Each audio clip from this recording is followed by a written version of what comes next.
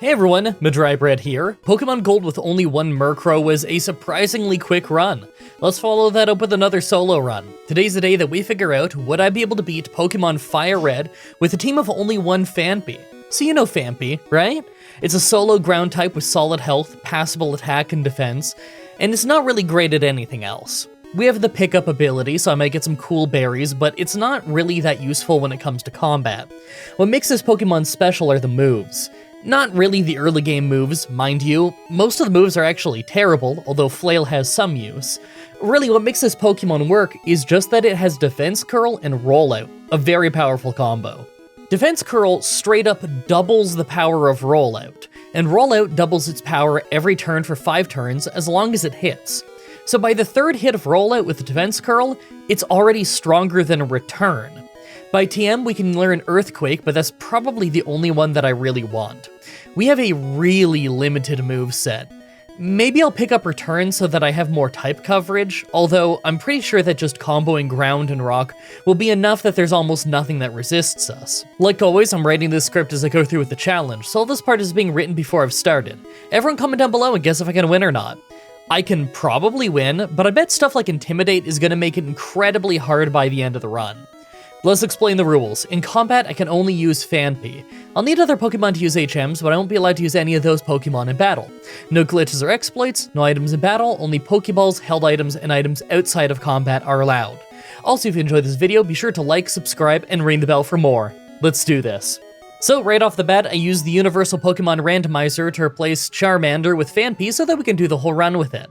Our nature is Adamant for more attack and less special attack. I was starting for ages to get a good nature.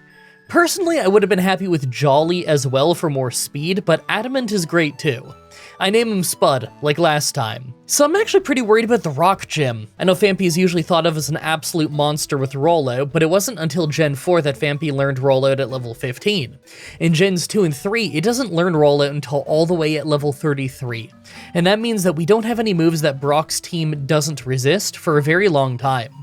I'm gonna have to grind for ages if I want to win this one, and even then, the win is probably gonna have to happen with Flail, a move that does more damage when we're low on health. I'm probably gonna have to grind for so long before the first gym that we'll max out our effort values.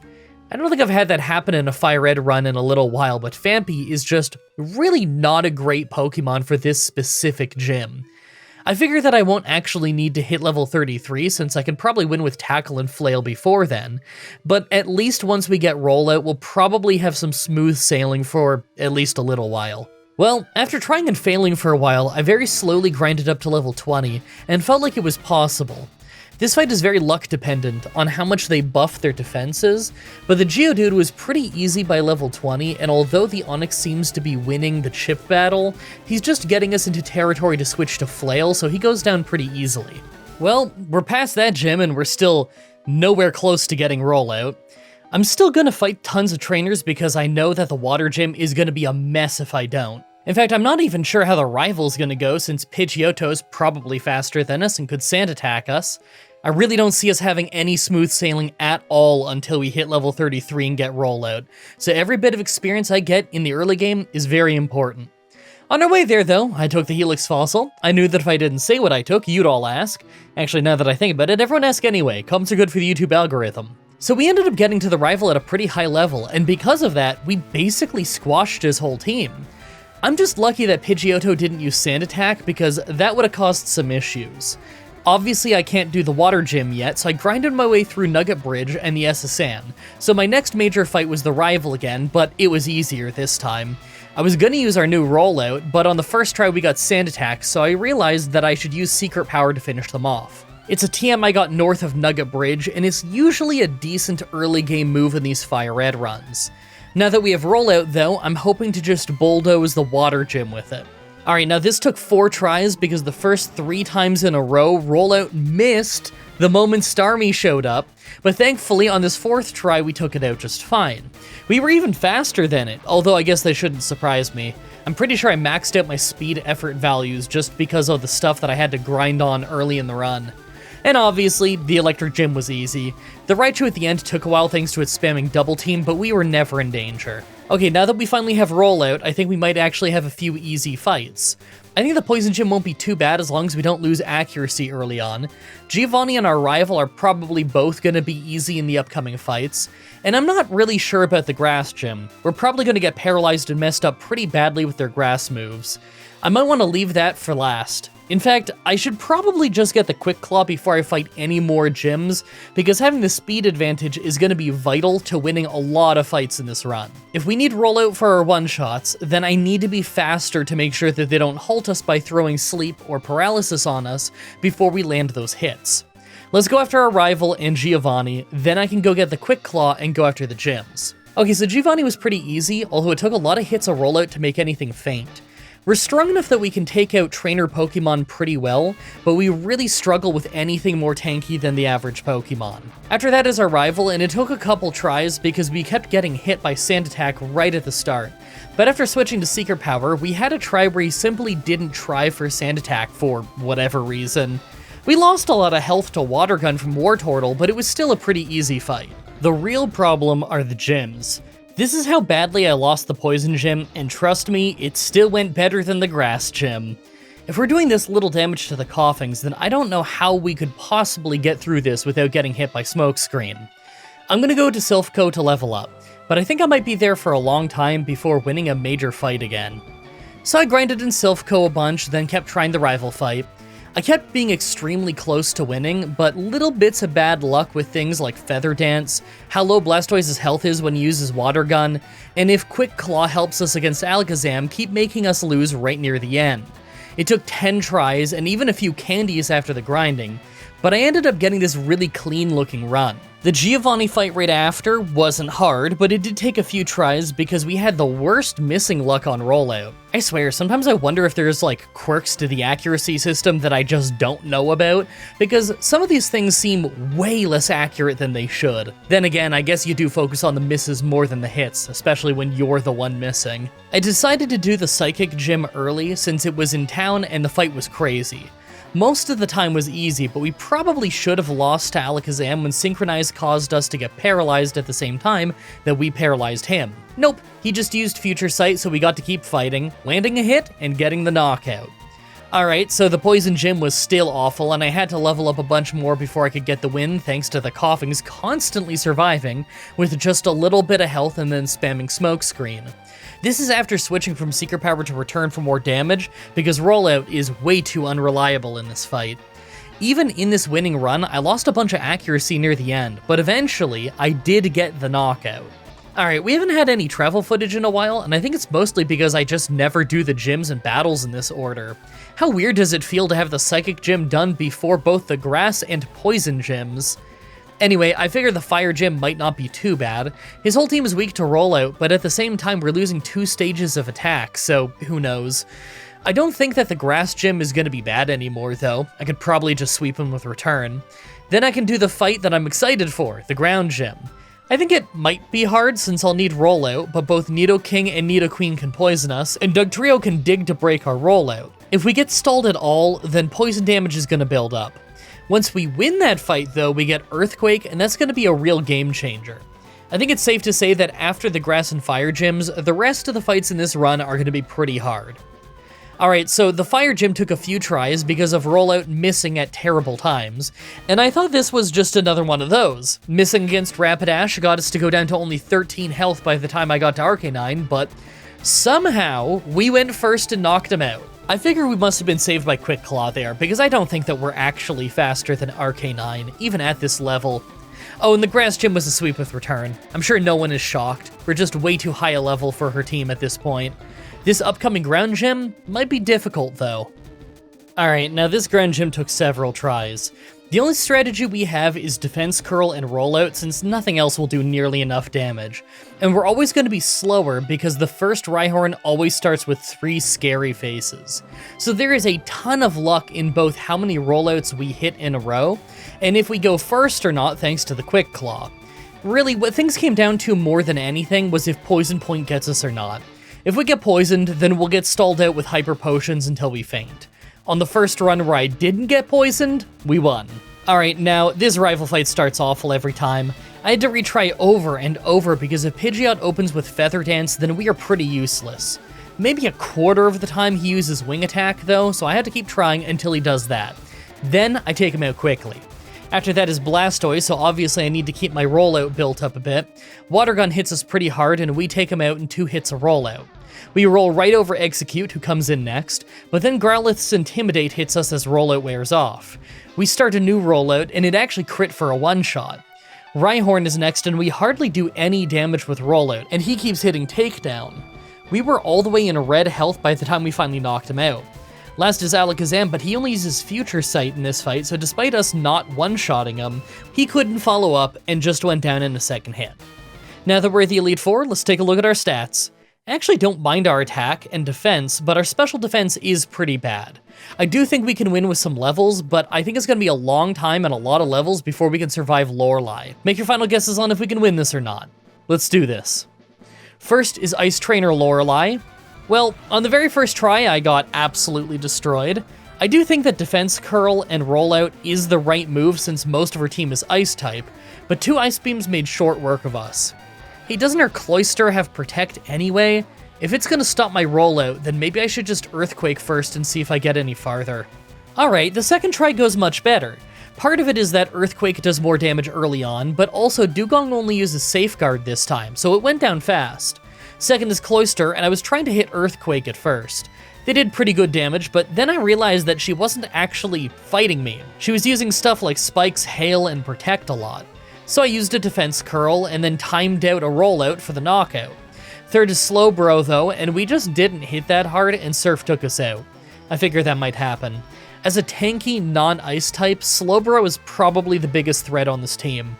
I don't think that I can build up more than 1 turn of rollout on Cloyster thanks to Protect, so I just have to level up until I can survive more hits, then make them faint in less hits. So I have to level up until I can survive more hits, or I can make them faint in less hits. Alright, level 73, and after a few tries where we got hit by Ice Beam early, I got this one where we crit Earthquake and took it out. Even better, when we got to Cloyster, I lucked out and got an extra turn of rollout built up thanks to her using Hail instead of Protect. That meant that we hit Slowbro a lot harder, although it was still not quite a one-shot. We lost a ton of health to Surf and Hail damage is building up. She healed and we took her out on the next turn, then Jinx came out. We took her out on the last turn of rollout. As we got to Lapras, the Hail stopped and we did our rollout, so I used Earthquake hoping for a crit. We didn't get it though, so we fainted. Hey, I think I would have gotten a one-shot on Slowbro if I were just a few levels higher, so let's keep trying. Level 77! Yeah, this fight went almost the exact same. Like, borderline identical. Still gonna need a few more levels to get that one-shot, I guess. Okay, so this took a bunch of tries at level 80 because what Cloyster does is so random. But because of really weird timing of when it fainted, and when we got to everything, we ended up taking out everything 1 cycle earlier, meaning that we got to Lapras on the last turn of rollout and ended up getting the win because of it. I mean, as good as that feels to get past that fight, I do think Agatha might be worse. Second is Fighting Trainer Bruno. I mean, his whole team was a no damage sweep with Earthquake. Yeah, even the Machamp. I guess he thought it was more important to make scary faces than to fight back. Third is Ghost Trainer Agatha. Right away we Defense Curl as Toxic thankfully misses, then we go straight to our rollout. She starts using Double Team, so we missed our second hit, then we got confused off Confuse Ray, so it's kind of a weird start. We ended up hitting rollout after that, she used a full restore, we hit her again, and she finally fainted that time. Golbat was next, and our rollout one-shot it. I'm just happy that we didn't hit ourselves. Haunter was a one-shot with rollout, and next is Gengar, who just puts us to sleep right away. Thankfully, we woke up the next turn to start using a new rollout, and her Shadow Ball hardly hurt us. Plus her Hypnosis missed, so we took her out. Last is Arpok, and I'm happy it came out last because it has Intimidate. We pretty easily just took it out in 2 hits from rollout though.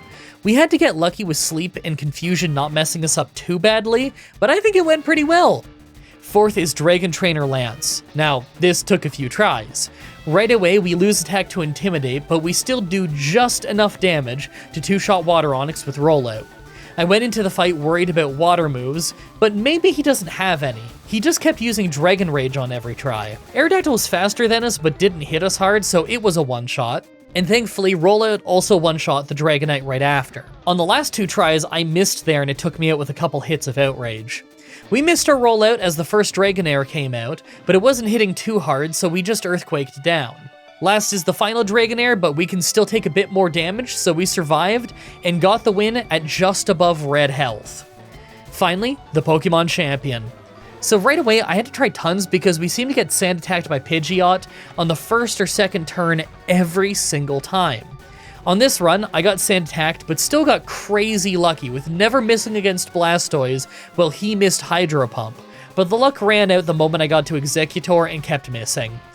It was only extreme luck that got me that far into the fight, but it also gives me the confidence that I can win this. I'm sure sometime between now and level 100, we'd need to take out Pidgeot without getting sand attacked.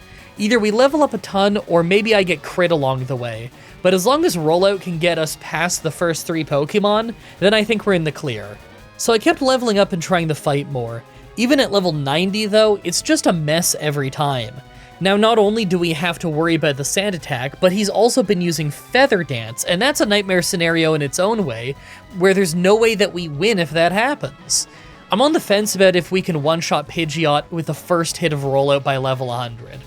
I think that I could get a one-shot with Return, but then we don't have rollout built up for Blastoise and Executor. Who knows though, maybe in the end the winning strategy will mostly involve Return and Earthquake. I'm gonna keep trying and leveling up if I need to. So I kept leveling bit by bit, but man, it was doing awful. Eventually I hit level 100 and still wasn't able to get past Pidgeot without losing stats. This time though, I just rolled with it. We have enough attack now that even with Feather Dance, we do stand a chance. Once we took it out, we fought Blastoise, and thanks to the Feather Dance, it wasn't a one-shot, but all he did was heal back up, and we hit him again so he fainted. Executor was a one-shot with rollout, and next was Alakazam, but our rollout ended. Thankfully, Earthquake took it out in one hit.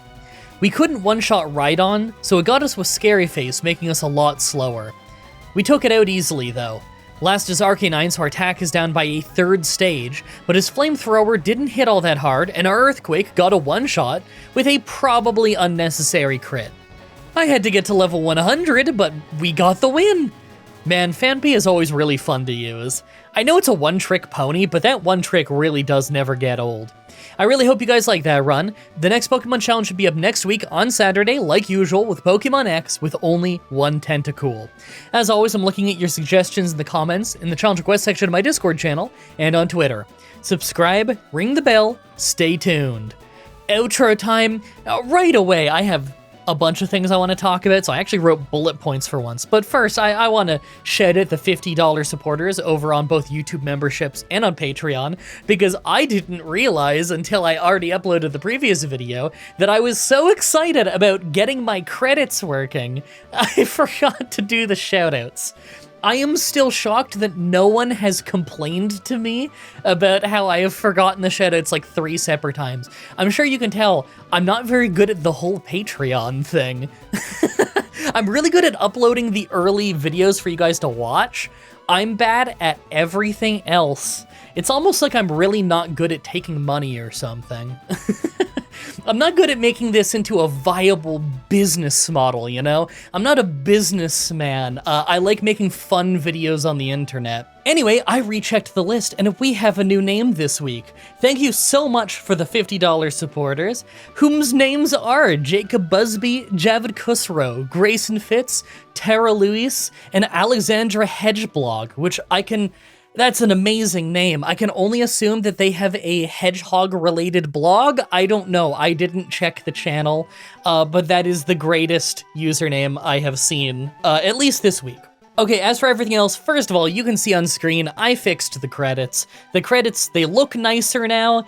It still doesn't run the best in Premiere, but like after fixing up the computer and everything, it runs. I can at least like make the credits look nice, give it my special font and the color and everything, and pretty it up, and that doesn't completely annihilate my whole computer anymore. It still runs not very well while I'm doing it, but I can get it functioning well enough that you guys get prettier looking credits to look at. Now, a lot of people bring up stuff about the credits. Okay, so a lot of people have brought up to me that sometimes there's 2 names in the credit that are the same. I don't know 100% why that happens, but I have a pretty good idea. So when I make those credits, what I do is I tell YouTube to make a spreadsheet file of all my YouTube members, and I tell Patreon to do the same thing, and then I just copy all the names from one, I put it into the other one's spreadsheet at the bottom, and then I tell it to sort by alphabetical names. I think some people are both YouTube members and they're on my Patreon, and they have the same name on both. And that's why they have a doubled name a few times.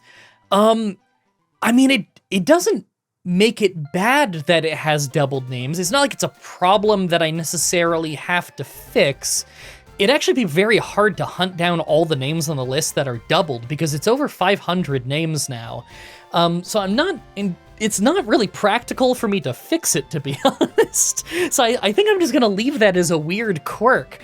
The other thing people sometimes bring up is a few people have swear words in their usernames on, I think it's just on Patreon. I don't think you can do that on YouTube. And so people said, like, shouldn't you get rid of that? And I don't know how I feel about that. For the record, most of the names that I saw with the swears I thought were funny because they are clearly names that people made to get a pop out of the Deadlock Patreon boys.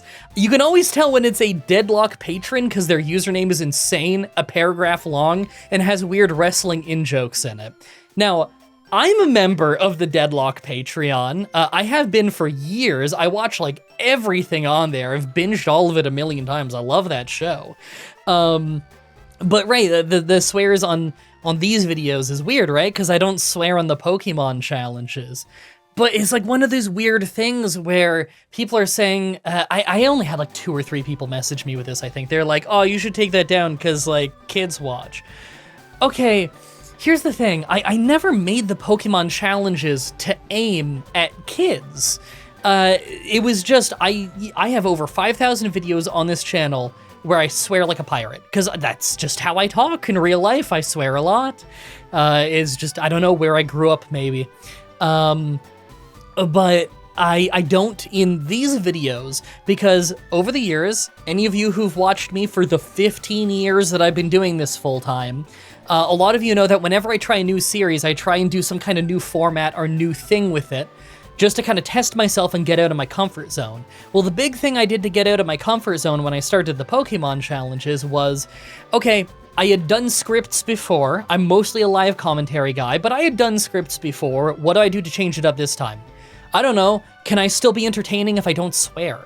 Because I swear a lot is just part of how I talk. So I decided, I'm just not gonna. Now, I think I still did in like the second one or something. But for the most part, I just tried to shy away from that to see, I don't know, am I still entertaining? And I guess the answer is yes, because it's the most successful series I've ever done in my entire life by an enormous margin. So I guess I did a good job, but I never felt like this is a kid's show. I have had people tell me that they like watch this with their parents, or parents say that they watch this with their kids, and they always put in a caveat that they learned their lesson not to click on the non-Pokemon challenges when they're with their kids, which is really funny to me. I don't know. I don't think that really little kids should be watching my show in general. It's probably not appropriate for them. And when I think about like the things that I watched growing up, by the time that I was like a preteen and stuff, I was watching shows that were significantly more crass than my show has ever been. And I want to say it hasn't affected me, but at the same time, it's probably part of why I swear so much. But no, I think it's up to parents to decide that kind of thing on if they think that's appropriate for their kids or not. I'm not particularly worried about that. This is not a kids show. This is just a show in which I'm not swearing on this one sub-series. You guys as parents can make your own decisions on what you are and are not cool with there. So will the sweary name stay? Yeah, probably. I feel like it's kind of disrespectful if I went changing their usernames or not listing them at all just because they have a swear in their username. I don't know, man. Anyway, time to talk about more important things in the world because some big news just dropped.